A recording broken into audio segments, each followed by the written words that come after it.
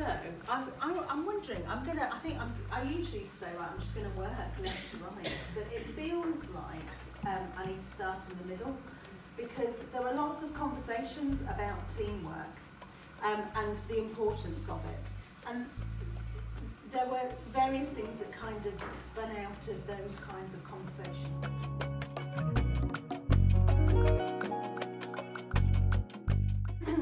So in terms of teamwork, you were saying that it feels like, generally speaking, there's a sense of good team spirit, but there are always instances and cases where people may feel slightly isolated, or they don't know the people who they're working with, so it can be a bit difficult, so it doesn't feel as supportive.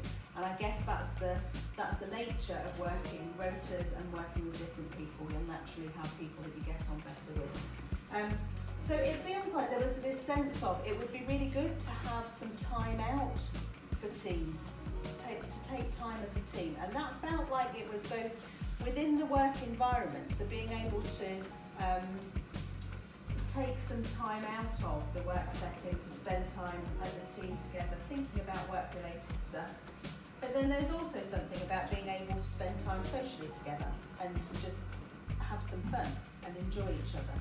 So some of the comments that were coming out were around, sometimes we talk about colleagues, but actually I think about them as family and friends. So some really positive statements around how you feel within a team.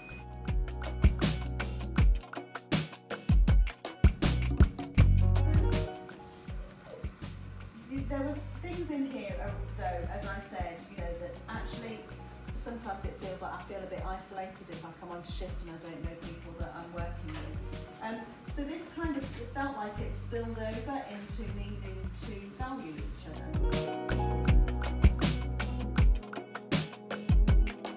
Valuing each other, it's really nice to be appreciated. It's nice to hear when you feel appreciated, to have some feedback and to be appreciated by colleagues and friends, and that kind of feels like that flows into this kindness and respect and empathy and for each other. There's something about if we're able to be respectful and care for each other, then we'll be more able to care for the women that we support. So comments like, you can't pour from an empty cup, and if we're treated with kindness, then we're more able to give kindness. And it's not rocket science, is it? But it's just that bit of recognising and acknowledging how important that is for you.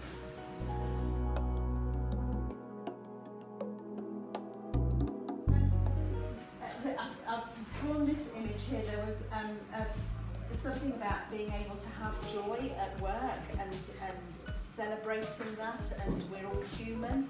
We're not robots, so you don't want the joy to be sucked out of work, and to really feel that you're part of this kind of community. You're not on a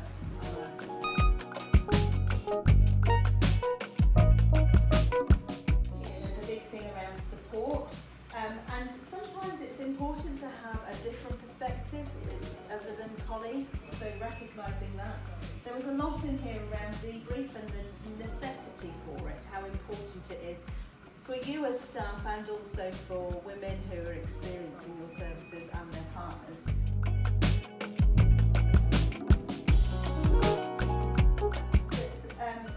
That you're able to spend some time together. There's something about what happens around teamwork and when you're in an emergency situation. So when that emergency situation happens, that can test how good the team is, and cracks might appear. So it might be that kind of flags up where there are some tension. So I guess that you were recognising that, and that it might. So it might be that it flags up pre-existing stresses within the team. That there's something about how do we know that we're working well together, and recognising that and doing more of it. So recognising that sometimes partners might, in an emergency situation, may need some additional support. So whose role is that? Who's going to take on that role? It's not necessarily been identified as a formal role for support, but you recognise it's there and it can raise stress, your stress levels if other people are getting stressed about it. So there's that bit about supporting, and again comes into the debrief around could we have done that better, or this was what was going on and I felt I needed more support. So that debrief and emergency situation, team working, valuing each other, supporting each other. And one of the solutions felt like it was something about having a huddle and having huddles to be able to quickly debrief or hand over information.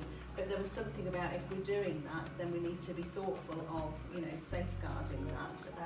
So I think the post-it said happy to share but need safeguards. I'm not quite sure what those safeguards were, whether it was safeguards around protecting that time to do it, or safeguards around if we flag something up that something can happen with it. I'm not quite sure, but there was a sense of that going as a way of supporting. Nobody actually wrote silos, but I kind of felt like there were some silos that are going on. So the divides between teams.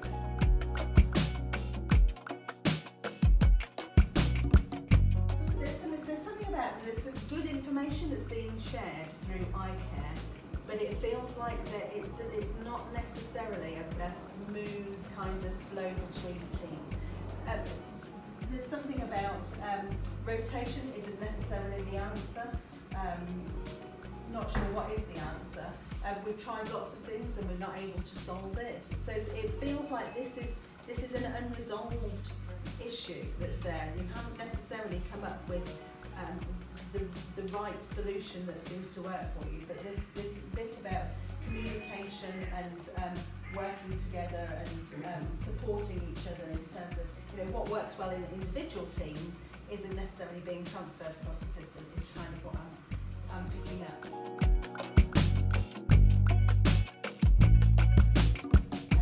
Rudeness.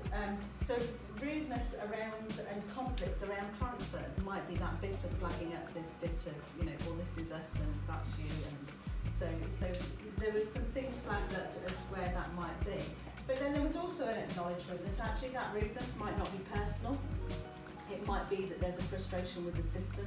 So it's quite difficult not to take it personally if you are met with rudeness, but it's just kind of keeping in mind this might not be personal, this might be something else that's going on. And that also, so there was that about the system, but then there's also something about well-being and being able to, and that supportive aspect of things, that recognising that people actually don't know what's going on for people personally.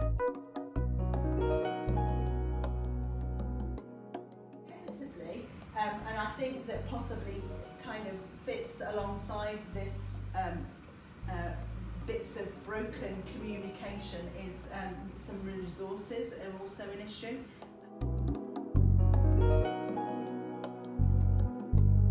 In terms of for you, you feel that pressure of resources, and some of that pressure might be around having to wait for decisions to be made, and other bits might be about there being a conflict between clinical decisions and financial decisions, and some other things in here were around payment and aggressively going after a payment. It can have a detrimental impact on the care that women receive. So just there are those kinds of tensions that are there that you're carrying as well that make it hard.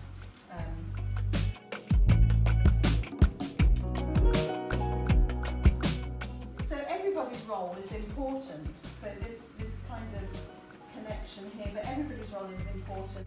Appreciating some of the autonomy that's there, particularly for midwives, being able to understand each other's roles. I'm not sure if you feel that you do understand each other's roles, or if there needs to be more understanding, but maybe can be addressed through kind of spending time together as teams.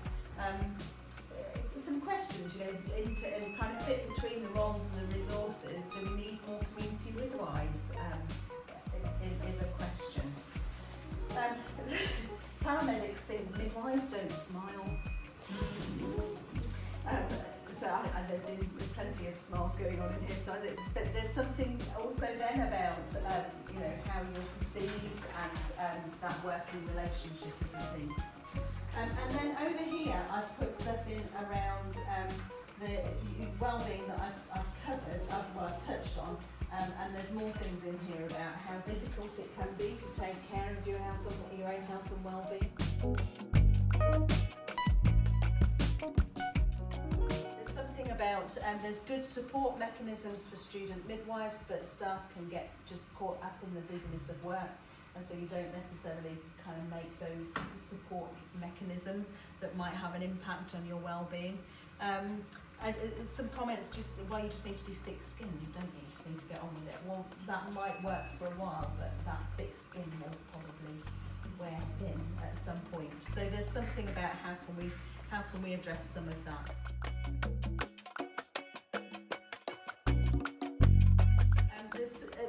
And that might, there's things in here around the work ethic, and that might be about expectations. So it's important to lead by example, and something about the allocation of workloads, and for people who are really busy, getting more stuff. It's that adage, isn't it? I can't remember what it is exactly, but if you want to get a job done, give it to a busy person. So it's something like that, isn't it? And it feels like there's a sense of that for some people, that it feels that that's a bit unfair, the allocation. If you're busy, then you get more stuff to do. It's not necessarily going to help in terms of well-being.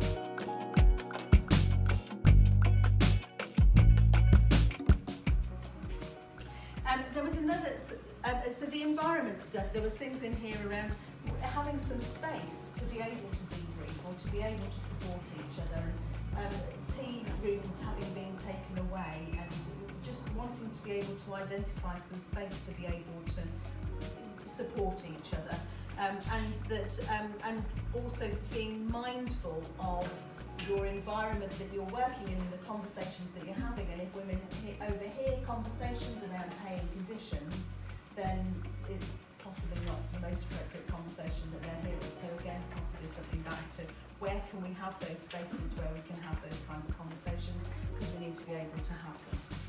Those are kind of the broad themes that have come out there. And then there's another chunk that I haven't put up, and I could fit some stuff in around that, but I deliberately left it to one side because it was around your practice, your clinical practice, and more about the relationship between you and women. And as we were looking for kind of how it is for you working here and those relationships, I've kind of left them to one side. But I'm happy to make sure that I add some of those in if it feels like that's appropriate.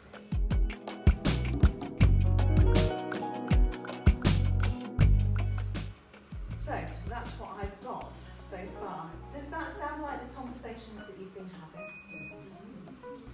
Good.